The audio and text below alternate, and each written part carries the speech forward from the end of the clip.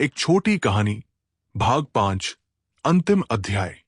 रामू अपने दिल में हिम्मत और हाथ में लॉकेट की चमकती रोशनी लिए एडिनबर्ग किले के सबसे ऊंचे बुर्ज की ओर बढ़ता गया। हर कदम भारी था।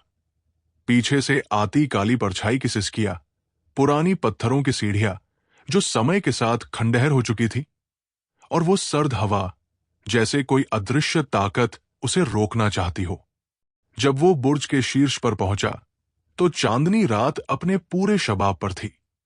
आसमान साफ था और चांद की रोशनी सीधी बुर्ज के पत्थर पर पड़ रही थी।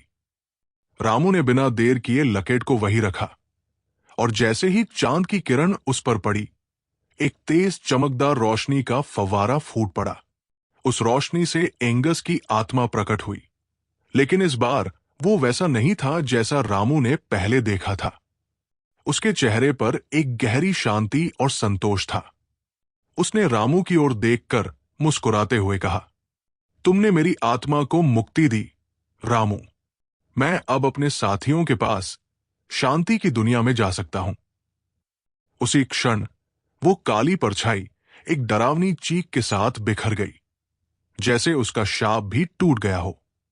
लॉकेट धीरे धीरे चमकते हुए हवा में ऊपर उठा और एक चमकते तारे की तरह आसमान में विलीन हो गया। पूरे किले में एक अद्भुत शांति छा गई।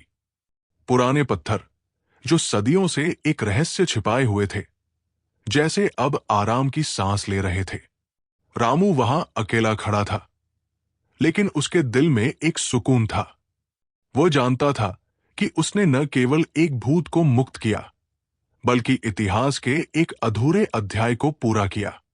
कहते हैं, उस रात के बाद एडिनबर्ग किले में एंगस की आत्मा फिर कभी नहीं दिखी, लेकिन रामू की बहादुरी की कहानी वहां की दीवारों और हवाओं में हमेशा गूंजती रही।